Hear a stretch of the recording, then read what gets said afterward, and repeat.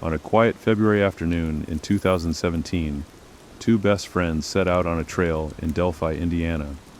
They laughed, they took photos, and they walked across an old abandoned railroad bridge. By sunset, they were gone. What followed was one of the most haunting mysteries in modern true crime, the Delphi Murders.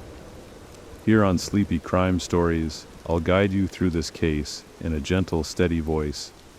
No jump scares, no sensationalism, just the story, told with care and respect for Abigail Williams and Liberty German and the community that loved them.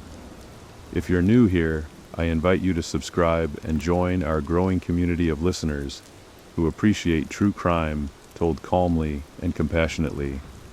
And if this story touches you, please give the video a like. It helps more people discover these stories and keeps Abby and Libby's memory alive. So, take a deep breath, settle in, and let's return to that winter day in Delphi, where a photo on a bridge became a final snapshot of innocence and the beginning of a mystery that would captivate the world. Introduction: A haunting mystery on the Monon High Bridge. A crisp winter afternoon in February 2017. Two young teenagers set out, giggling and chatting, to explore a familiar trail just outside their small hometown of Delphi, Indiana. Best friends Abigail Williams and Liberty German loved adventure and nature, and the Monon High Bridge, an old abandoned railroad trestle over Deer Creek, was the perfect place to take photos and enjoy the day off from school. As the girls walked along the weathered wooden beams of the bridge, 70 feet above the creek, Libby pulled out her phone and snapped a photo of Abby ahead of her. It was 2:07 p.m., and the image, showing Abby in her jeans and sweatshirt, hands in pockets against the February chill, traversing the towering bridge, is tinged with the golden light of afternoon. Unbeknownst to the girls, this photo would soon become a poignant snapshot of the last moments of their innocence, and a crucial piece of evidence in a case that would confound investigators and capture the nation's attention for years. By sunset that day, February 13, 2017, Abby and Libby had vanished. What followed was a harrowing search that led to the discovery of their bodies and a murder investigation unlike any other, marked by a mysterious, grainy image of a suspect known only as Bridge Guy, a snippet of recorded audio with the chilling command, "Guys, down the hill," and 5 years of agonizing uncertainty before an arrest was made. This is the story of the Delphi Murders, a true crime case that felt at times like a haunting riddle. It's a story of heartbreak for two families, of a small town's loss of innocence, and ultimately of persistence in the face of a mystery. Our journey through this case will be thorough and compassionate, guiding you gently through each development. We will keep a calm and measured tone, respecting the memory of Abby and Libby and the community that loved them. There will be no jump scares or overly graphic descriptions. Instead, picture a storyteller speaking in soft, even tones, illuminating the facts and timelines, piece by piece, as if unraveling a slowly unwinding thread. And so, let us step back to that day in 2017, to the quiet trails of Delphi, a day that began like any other, and ended as one the town will never forget. Delphi, Indiana, a close-knit community. Delphi is a small rural city in Indiana, with a population of just about 3,000 people. Nestled amid gentle hills and dense woods, it's the kind of town where everyone knows each other, or is at most 1 degree of separation apart. In February 2017, Delphi was deep in winter's embrace, the trees bare, and fields often dusted with snow. The community took pride in its historic trails and bridges, remnants of old railroads that had been converted into hiking paths that both locals and visitors enjoyed. Abby Williams, 13, and Libby German, 14, were typical middle school girls and close friends. They were 8th graders at Delphi Community Middle School. Libby was the more outgoing of the pair, confident, sporty, and known for her big heart. She played softball and loved science, aspiring to go into forensic science someday, a dream poignantly prophetic in light of later events. Abby was a little quieter, artistic and kind, with a love for photography and journaling. The two complemented each other perfectly. Libby could bring Abby out of her shell, and Abby's gentle nature balanced Libby's spirited energy. Both girls were beloved by their families and peers. Libby lived with her grandparents, Mike and Becky Patty, who were very involved in her life, as well as her older sister Kelsey and extended family. Abby lived with her mom, Anna Williams, and had a little puppy she adored. The Williams and Patty families were friendly. In a town as small as Delphi, their lives intersected at school functions, softball games, and church. February 13th, 2017 was a Monday, but the local schools had an unused snow day, essentially a day off, since the winter hadn't been severe enough to use all the planned snow days. With this unexpected free day, Libby and Abby decided to have a sleepover Sunday night and spend Monday hanging out. They ended up at Libby's house, her grandparents' home, on Sunday, February 12th, where they baked cookies, painted some art, and stayed up late like teenagers do. On Monday, February 13th, the weather was cool but not frigid, hovering around 40 degrees Fahrenheit, a hint of spring in the air despite patches of old snow on the ground. The girls wanted to do something outdoors. They asked Libby's older sister, Kelsey, if she could drive them to the Delphi historic trails, specifically the trail near Monon High Bridge. Kelsey, 17 at the time, agreed. Around 1:30 p.m., Kelsey dropped Libby and Abby off at the entrance of the trail by County Road, 300 North, near the Hoosier Heartland Highway. She noted that the girls didn't have heavy coats, just sweatshirts, but they weren't planning to be long, maybe an hour or two, just to walk and take pictures. They arranged that Libby's father, Kelsey's dad, Derek, would pick them up later in the afternoon, around 3:15 p.m., at a designated spot near where they were dropped off. The trail to Monon High Bridge is well known locally. It's part of a network of historic trails that includes an old railroad line. The highlight is the High Bridge itself, 63 feet tall and 853 feet long, a majestic but disused railroad trestle, crossing high above Deer Creek. It's a spot both picturesque and a bit dangerous. No guardrails, wide gaps between the ties. Despite signs warning people to keep off the bridge for safety, it was a common dare and attraction, especially for young people and photographers wanting a striking view. Libby and Abby were not the only ones on the trail that day. It was a free day for many, so families and teens were out walking. It's known that at least a few other adults were hiking around that time, though by mid-afternoon on a Monday, it wasn't crowded by any means. At 2:07 p.m., as mentioned, Libby posted a photo to Snapchat of Abby walking on the Monon High Bridge. This snap, cheerful and ordinary in one sense, would later become etched in the public consciousness because it provides a timestamp of one of their last known moments and shows Abby's clothing and location.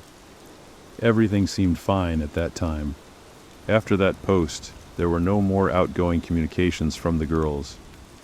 They did not return to the trailhead at 3:15 p.m. when Libby's dad arrived to pick them up. Derek waited, eventually growing concerned. He tried calling Libby's phone, no answer. Perhaps they lost track of time. Perhaps they went further than expected. As minutes ticked by, worry set in. By 4 p.m., the families were alerted that the girls hadn't met at the pickup point.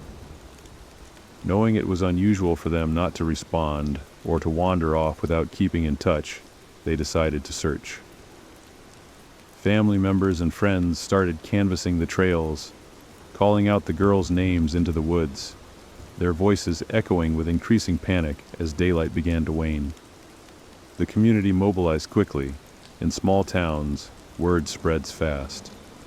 By early evening, dozens of volunteers and local law enforcement joined in. At this point, they hoped the girls might just be lost or injured on the trail, perhaps having fallen and gotten hurt, or maybe they took a wrong turn.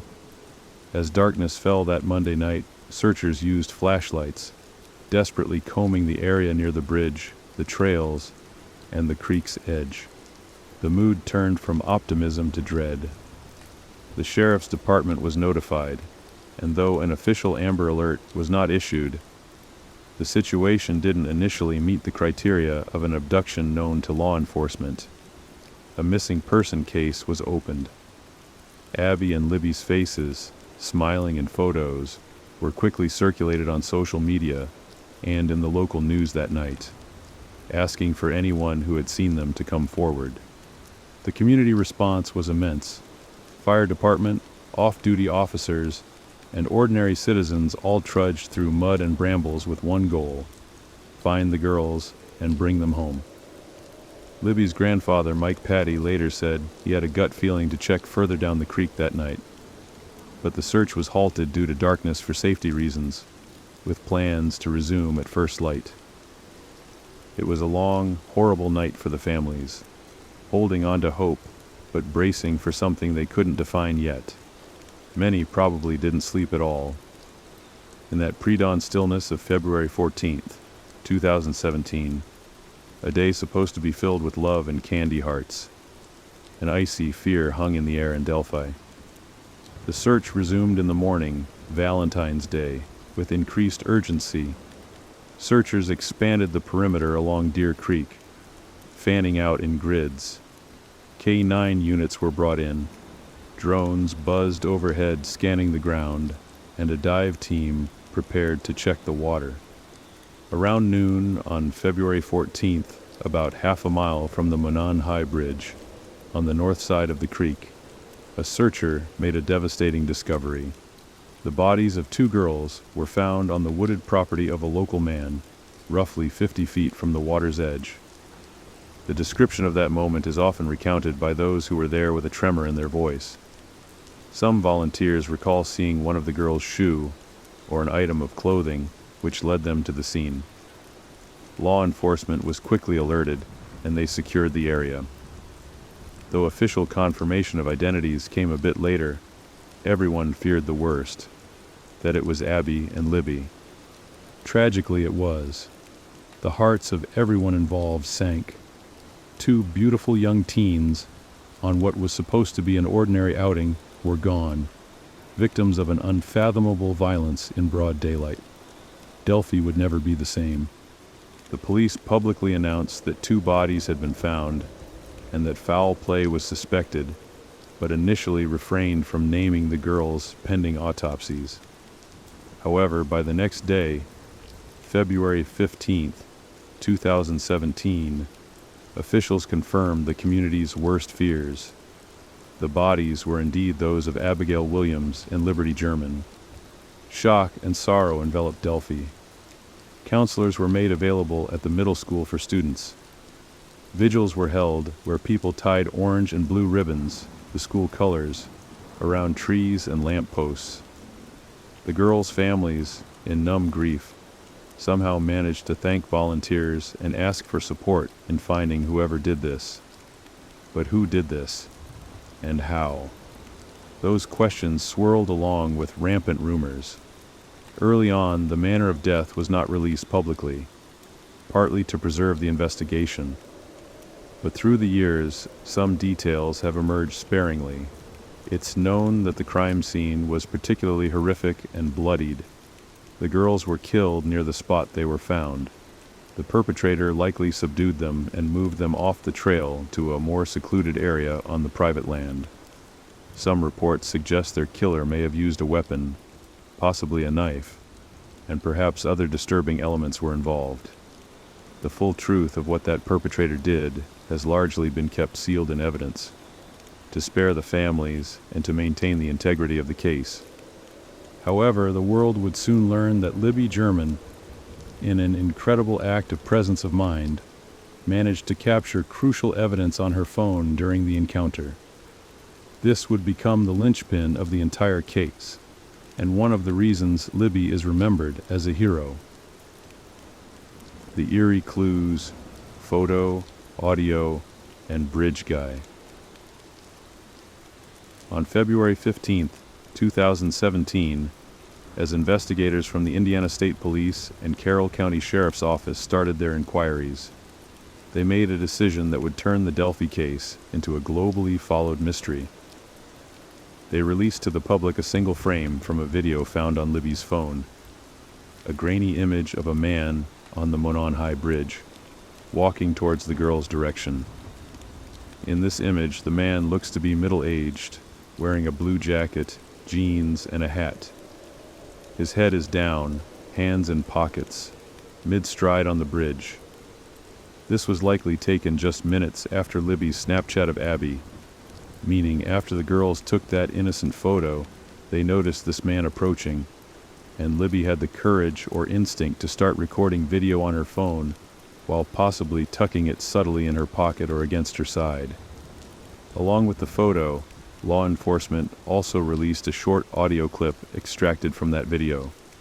In it, a man's voice, low and gravelly, can be heard saying, "Guys, down the hill." This was a monumental piece of evidence. Those few words, "Guys, down the hill," believed to be uttered by the perpetrator, presumably as a command to Abby and Libby, sent chills through anyone who heard it. It painted a dreadful mental image of the girls being coerced by this stranger to leave the relative openness of the bridge and go down toward the wooded area by the creek, where he had more control. This man became infamously known as Bridge Guy. The grainy photo was broadcast on every news channel. Tips poured in, thousands of tips, from people thinking they recognized the suspect's clothing or gait, or reporting every vaguely similar-looking man in Indiana. The community was on edge, wondering if the killer was among them. After all, Delphi is small. The likelihood the murderer was local or knew the area well was high. For the girls to be abducted, killed in broad daylight, and the killer to escape, it suggested familiarity with the trails or a quick route out. In the following months, investigators followed lead after lead. They conducted numerous interviews with locals and known sex offenders in the region.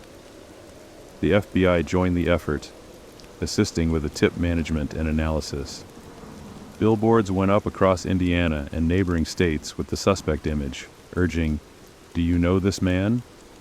One early person of interest was a property owner, on whose land the girls were found. He was quickly cleared. Another was a man who'd been in the area that day and even spoke with the girls. There was a false rumor about a specific individual social media pointed at, but that too fizzled out. The police were careful not to falsely accuse anyone publicly. In July 2017, police released a composite sketch of a suspect, presumably based on accounts from witnesses who may have seen a man on the trails that day. This first sketch depicted a white male, perhaps 5 feet 6 inches to 5 feet 10 inches in height, with a stocky build, a cap, and a bit of facial hair, somewhat resembling the man in the photo, though the photo's quality made it hard to confirm details like facial hair. For 2 years, that sketch and the grainy photo were the main public clues. Despite thousands of tips, the case seemed stalled. Family members, especially Libby's grandparents and Abby's mother, became outspoken advocates, doing media interviews to keep the story alive. They celebrated their girls' personalities, Libby's bravery and Abby's kindness, and pleaded for anyone with information to come forward. During 2018, the police never said the case was cold. They maintained it was active. But from the outside, nothing obvious was happening. Then, in April 2019, a surprising development. Indiana State Police held a press conference to revitalize the investigation. In it, Superintendent Doug Carter delivered a now famous speech. He announced they were releasing a new composite sketch that looked dramatically different from the first. This second sketch depicted a much younger, clean-shaven man, perhaps 20s to 30s, with sharply defined features.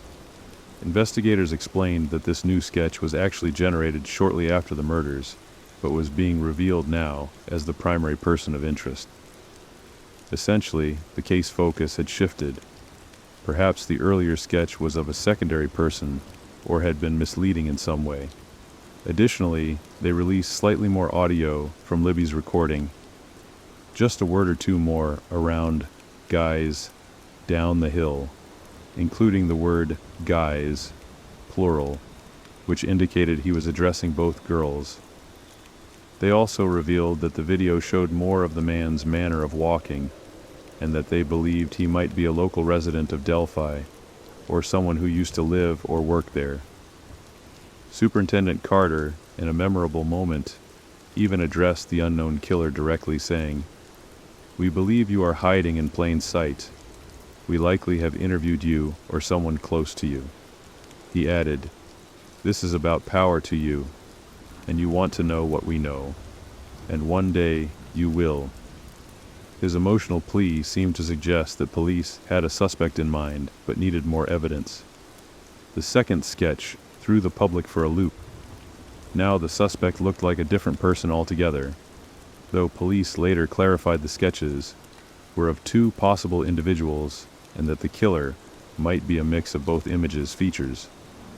Some criticized the confusion, but law enforcement insisted they had reasons for what to reveal and when. Meanwhile, the families and community continued to honor Abby and Libby.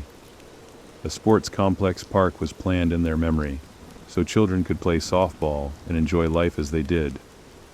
Abby and Libby Day events were held to keep focus on the case. And for years, the Delphi Murders remained a frequent topic on true crime forums and podcasts. Everyone asking, who is Bridge Guy and why hasn't he been caught? By 2021 and 2022, more than 5 years had passed. The case seemed frustratingly close yet far. They had video, audio, even possibly DNA, though police never confirmed if the killer's DNA was recovered. Many assumed there might be, given the nature of the crime, but that detail was held back. There were a few suspects that the online community often discussed.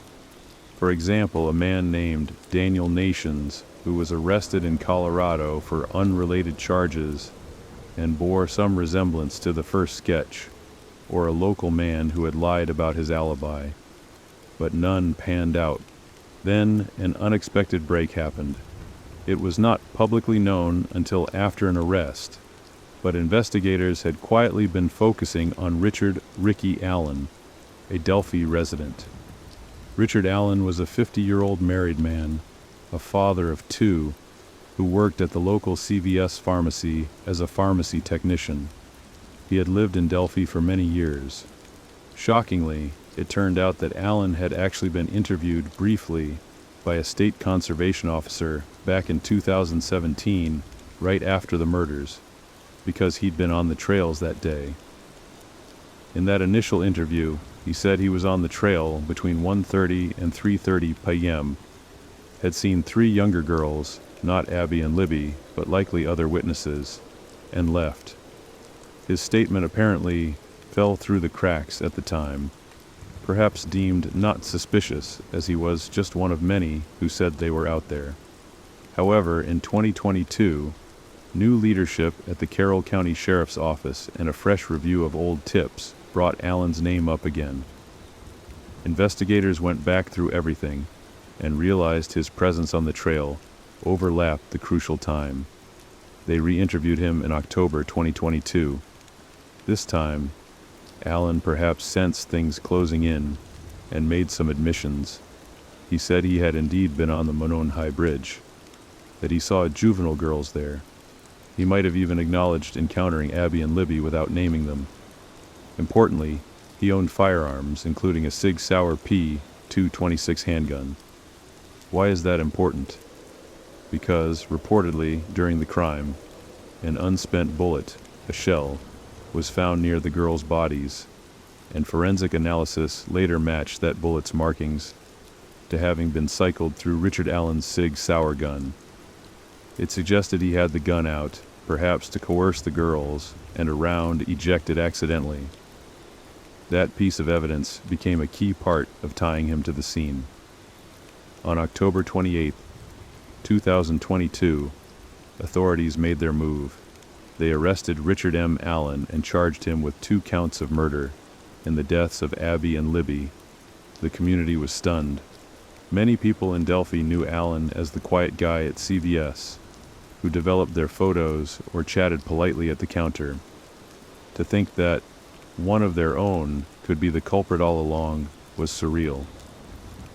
The probable cause affidavit for Allen's arrest, released later, provided some chilling details. The video from Libby's phone actually captured 43 seconds. In that time, the man was seen approaching, and then the girls presumably react, and the video ends. Investigators gleaned from it that the man wore a dark jacket and jeans, and that he had a cloth over part of his face, possibly to obscure identity. Several witnesses on the trail that day did see a man matching Allen's description. They recalled passing a creepy guy or hearing a male voice. One couple even thought he looked muddy and bloody as he walked away.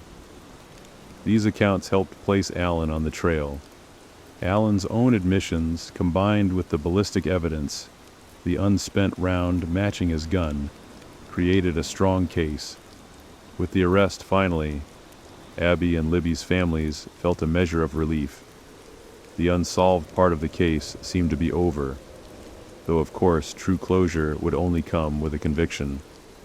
In late 2022 and into 2023, Richard Allen's case proceeded through the courts.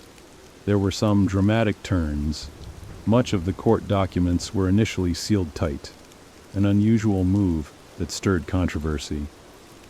The prosecutor cited an ongoing investigation and potential other actors being involved, which spurred wild speculation that maybe Allen didn't act alone.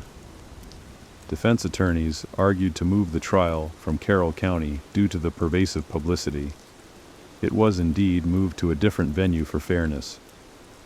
During Allen's pretrial incarceration, his attorneys later claimed his mental and physical health deteriorated due to prison conditions, and he even made some odd, possibly incriminating comments in jail, like references to the girls, and "I did it" according to leaked documents, but context was unclear. As of mid-2023, the case was heading to trial in late 2024. The families braced for having to face the man accused of killing their daughters in court, and the community prepared for painful evidence to resurface. Finally, in October 2024, Richard Allen's trial began. It was a trial that many thought would finally answer the swirling questions, but instead, it still held many proceedings behind closed doors. No cameras were allowed, and the judge issued gag orders limiting what could be shared publicly. However, in open court, the prosecution methodically laid out the evidence. The witnesses placing Allen at the scene, Allen's own admissions, the ballistic match of the bullet to Allen's gun. A forensic examiner testified to this. Libby's video and audio, the jurors were able to see and hear more than the public ever did. Other pieces like Allen's car seen parked near an old CPS building by the trail, matching a vehicle spotted by a witness. The defense tried to poke holes, suggesting perhaps evidence contamination or that the bullet match wasn't 100% certain. They also hinted at a bizarre alternate theory involving a potential Odinist cult. Yes, at one point they floated that someone else, perhaps practicing ritualistic pagan beliefs, was responsible, pointing to alleged marks at the scene. But these claims were widely seen as far-fetched and not supported by solid proof. After a trial spanning a couple of weeks, the jury took only a short time to deliberate. In November 2024, they returned a guilty verdict on all charges. Richard Allen was convicted of the murders of Abby and Libby. It was a profound moment. Years of questions resolved in the eyes of the law. A month later, on December 20th, 2024, Allen faced sentencing. Indiana didn't seek the death penalty, but the sentence was severe. 65 years for each girl's murder, to run consecutively, totaling 130 years in prison. Effectively a life sentence without chance of release, given his age. In the courtroom that day, emotion overflowed. Family members addressed Allen directly. Libby's grandparents, Mike and Becky Patty, told him about the hole he had left in their lives. How Libby should be 22 now, and they will never see who she would become. Becky said she hopes he lives with the same fear he caused the girls in their final moments. Abby's mother, Anna Williams, through tears, said they've stopped celebrating Abby's birthdays because it's too painful. Abby's grandparents also spoke of the endless grief. Perhaps most poignant, one of Libby's grandparents said to Allen, "You could have taken accountability. You need to stand up and not appeal," expressing frustration that he put everyone through a trial. Allen himself declined to speak. He mostly stood with a blank expression or occasionally rolling his eyes, which the judge scolded him for, noting his lack of remorse. The judge remarked that in 27 years on the bench, this crime ranked among the worst she'd seen in terms of heinousness and impact. Allen was then led away to begin his sentence at a state facility. His defense did file an appeal, so the legal process continues in appeals court, but historically such convictions are rarely overturned given the evidence. With the conviction, Delphi finally saw justice served for Abby and Libby. The unknown bridge guy had a name and would never walk free again. Aftermath. Remembering Abby and Libby. The resolution of the case was a bittersweet moment. On one hand, the community could breathe a sigh of relief that a dangerous man was no longer among them, and that answers had been found. On the other hand, nothing could bring back Abby and Libby, and the manner in which they were taken, and the length of time it took to solve, left scars. In Delphi, the memory of the two girls is cherished and visible everywhere. A large memorial park has been developed, named Abby and Libby Memorial Park, which features softball fields, playgrounds, and walking paths. It opened a few years after their deaths, funded by donations and local fundraisers. It serves as a joyful space where families can gather, a lasting legacy reflecting the girls' love of sports and the outdoors. The Monon High Bridge Trail has become almost a place of pilgrimage for those who followed the case. However, many in Delphi still find it difficult to go there. There was talk of installing security cameras or call boxes on trails to improve safety. Each year on February 13th, the town holds remembrance events. Moments of silence, balloon releases in purple and teal, the girls' favorite colors, or charity drives to support youth programs in their honor. Libby's family, particularly her sister Kelsey and her grandparents, became outspoken about safety and awareness. Kelsey went on to study forensic psychology, inspired by her sister to help in the criminal justice field.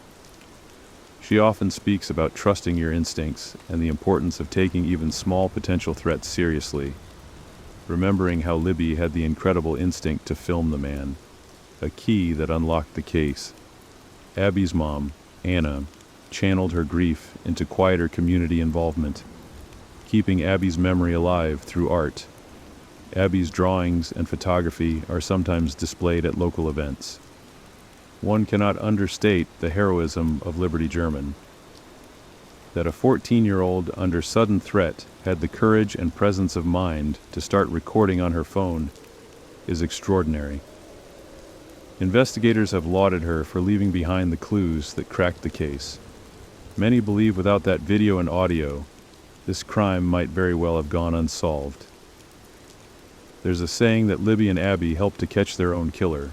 Libby by capturing the evidence, Abby by perhaps doing or saying something that caused the man to be recorded. In essence, they left behind a voice to identify the monster who silenced them. The Delphi case also became a catalyst for the introduction of new legislation in Indiana, such as Holcomb's tip line enhancements, to better process massive tip influx in major cases, and broader DNA collection laws. It highlighted both the power of community-sourced tips and the complexities of investigating in the digital age, where online sleuthing can be a double-edged sword. For the families, closure is a complicated word. Abby's grandma said, "We have justice, but we don't truly have closure." That implies an ending, and our love for them has no end. Still, knowing who and seeing that person held accountable does bring a measure of peace and the ability to sleep a little more easily at night. In reflecting on the Delphi murders, the story is both tragic and inspiring. The tragedy is obvious. 2 young lives brutally cut short by a man with unknown evil motivations. Yet the inspiring part comes from how a community united to seek justice, and how the memory of the girls motivated kindness and positive action. The park, the scholarships, the increased closeness among Delphi residents. In their honor, people have tried to become better, more compassionate, and more vigilant. Now, imagine Delphi years from now. A generation of kids who didn't personally know Abby and Libby play on the swings and ball fields of the memorial park that bears their name. They know the story, they know the importance of looking out for one another, partly because of what happened. And in a quiet corner of that park, there might be a plaque with the girls' pictures, and the inscription reads something like, "In loving memory of Abigail Joyce Williams and Liberty Rose Lynn German, 2 beautiful souls who will forever remind us to cherish each other and stay strong together." It's early evening in Delphi. The sun sets in brilliant oranges and pinks over the water of Deer Creek. The Monon High Bridge stands silent, now just a historical structure woven with new meaning. Families gather around dinner tables. They hug their children a little tighter, mindful of how precious life is. And in that closeness, Abby and Libby's spirit lives on. In every act of community love, in every effort to protect the innocent, and in every smile shared between best friends walking a trail on a sunny afternoon.